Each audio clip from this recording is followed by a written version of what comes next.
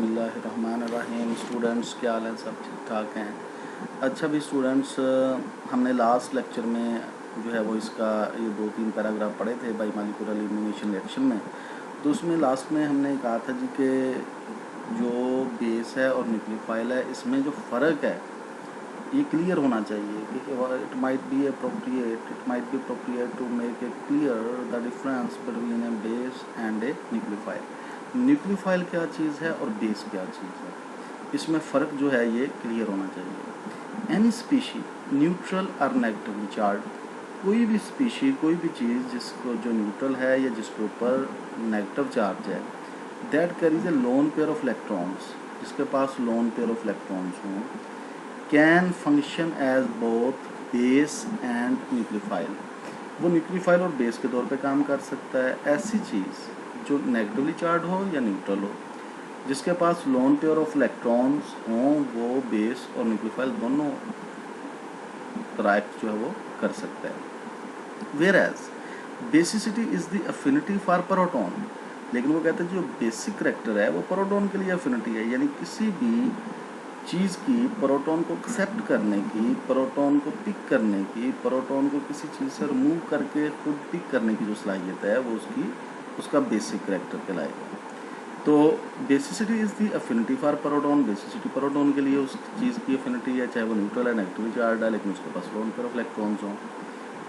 Nucleophilicity is the ability to form bond to carbon atom, लेकिन जो nucleophilicity है ये कार्बन एटम से बॉन्ड बनाने की सलाहियत है। देखें, किसी भी नेगेटिव चार्ज न्यूट्रल स्पीशीज़ का लोन पेयर उसके जिसके पास हो, उसकी प्रोटॉन के लिए अफिनिटी, प्रोटॉन के लिए कशिश, प्रोटॉन के साथ बाउंड होने की सलाहियत, इसको बेसिसिटी कह देंगे। लेकिन कार्बन के साथ बॉन्ड बनाने की जो उसकी एबिलिटी होगी सबस्टेट के, वो उसका न्यूक्लियोफिलिक करैक्टर कह देंगे। A base therefore attacks hydrogen atom in elimination reactions, base जो है वो इस तरह हाइड्रोजन एटम के ऊपर अटैक करता है, हमला करता है एलिमिनेशन रिएक्शंस में।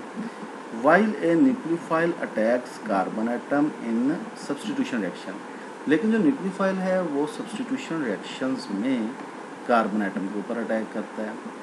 Basicity is an equilibrium phenomena, basicity जो वो कहते हैं जो इक्विलिब्रियम फिनोमेना है, कभी वो बेस जो है वो प्रोटॉन दे सकता है, कभी ले सकता है। तो बेसिसिटी जो है that is equilibrium phenomena and is the measure of the proportion of protons attached to the base at equilibrium। तो ये जो है मेजर किया जाता है कि इक्विलिब्रियम पोजीशन पे उस बेस के साथ प्रोटॉन की अटैच होने की जो सलाहियत है उसकी पैमाइश की जाती है as a basic character. Whereas nucleophilicity is a kinetic phenomena, लेकिन जो न्यूक्लियोफिलिसिटी है काइनेटिक फिनोमेना है, और ये जो है वो रेट ऑफ रिएक्शंस कि कितनी रफ्तार के साथ जो अटैक है वो कार्बन के ऊपर होगा और बॉन्ड बनेगा। And the measure of the rate at which a nucleophile attacks the carbon atom, और ये मेजर करता है, ये पैमाइश करता है उस रफ्तार की जिससे वो न्यूक्लियोफाइल जो है वो कार्बन के साथ बॉन्ड बनाएगा।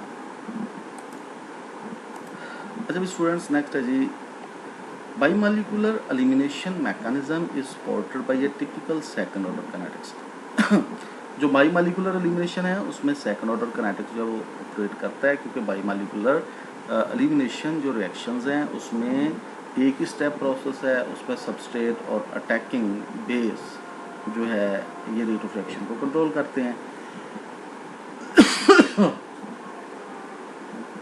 First order in substrate and first order in base, एक ऑर्डर सबस्ट्रेट के लिए है, एक ऑर्डर जो है वो बेस के लिए, तो दोनों का मिला के सम अप जो है वो सेकंड ऑर्डर हो जाएगा। With the following rate law, या rate of reactions is directly proportional to the concentration of the substrate, product of the concentration of substrate and attacking base.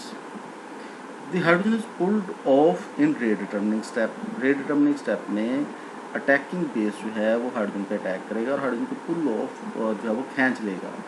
is evident from the fact that when it is replaced by deuterium the rate of the reaction decreases by a factor of 3 to 8।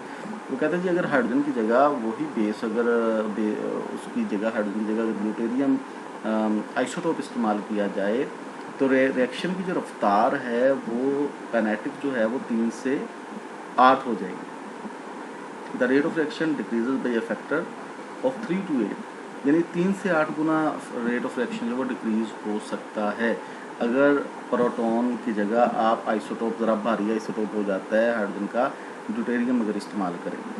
तो इसका मतलब ये है जी कि breaking of carbon deuterium bond is slower. Carbon जो substrate में फिर कार्बन और ड्यूटेरियम बॉन्ड है उसका ब्रेक होना ज़रा स्लो होता है, जिससे रिएक्शन की रफ्तार जो है वो कम हो जाती है जब अटैकिंग बेस अटैक करेगा उस ड्यूटेरियम पे। Than the breaking of carbon hydrogen bond, तो ये कह रहा है जी कार्बन ड्यूटेरियम बॉन्ड जो है इसका ब्रेक होना, सबस्ट्रेट के कार्बन ड्यूटेरियम बॉन्ड का ब्रेक होना कार्बन हाइड्रोजन बॉन्ड से जो है वो स्लो होता है अंडर सिमिलर कंडीशन अगर सेम है।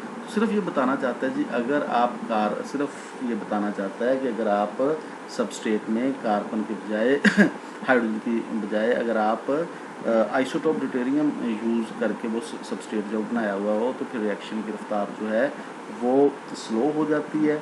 और यहाँ से ये भी है कि जो अटैकिंग बेस है वो अटैक करता है हाइड्रोजन पे या ड्यूटेरियम पे और एलिमिनेशन रिएक्शन जो वो चलता है। The effect is known as kinetic isotope effect. इस तरह रिएक्शन की रफ्तार स्लो हो जाना और कार्बन आइसोटोप बॉन्ड का ड्यूटेरियम बॉन्ड का आहिस्ता से ब्रेक होना, तो इस इफेक्ट को कहते हैं kinetic isotope effect. A kinetic isotope effect of 6.7 was observed in reaction involving elimination of HBr from 2 bromopropane. तो कहते हैं 2 ब्रोमोप्रोपेन से जब HBr आप रिमूव करते हैं, HBr की एलिमिनेशन होती है तो काइनेटिक आइसोटोप इफेक्ट जो है वो 6.7 होगा। मतलब ये कि अगर आप हाइड्रोजन की जगह ड्यूटेरियम एटम इस्तेमाल करेंगे तो रिएक्शन की रफ्तार जो है वो 6.7 टाइम्स स्लो हो जाएगी। ये एथेनॉल है, यहाँ पे जो सबस्ट्रेट में जो बीटा हाइड्रोजन एटम है वो हाइड्रोजन ही है। सोडियम एथोक्साइड जो है वो अटैकिंग बेस है, एथेनॉल की रिएक्शन होगा। तो अगर KH rate constant for this reaction is 1, ठीक है जी, rate constant for this reaction is 1, तो फिर जब अगर आप ड्यूटेरियम इस्तेमाल करेंगे इस केस में, ठीक है जी, और यहाँ से ये हाइड्रोजन की जगह आपने यहाँ पे जो है वो ड्यूटेरियम एटम जो है वो इस्तेमाल किए हुए हैं, ठीक है, तो फिर रिएक्शन की रफ्तार जो है वो KD rate constant for deuterium और एलिमिनेशन जो है KH ओवर KD जो है वो हो जाएगा 6.7। यानी KD जो है KH अगर रेट कांस्टेंट की वैल्यू 1 है तो KD की वैल्यू जब 1 से कम होगी, 1 को इस कम वैल्यू पर जब डिवाइड करेंगे तो 6.7, यानी अगर आप ड्यूटेरियम इस्तेमाल करेंगे सबस्ट्रेट में तो रिएक्शन की रफ्तार जो है वो 6.7 टाइम्स स्लो हो जाएगी इस केस में, इस सबस्ट्रेट के केस में जिसमें आपने हाइड्रोजन की बजाय यहाँ पे बीटा ड्यूटेरियम एटम जो है वो इस्तेमाल किए हुए हैं। तो इस इफेक्ट को स्टूडेंट्स कहते हैं काइनेटिक आइसोटोप इफेक्ट। तो that is the end of today's lecture. अल्लाह हाफिज़ डियर स्टूडेंट्स।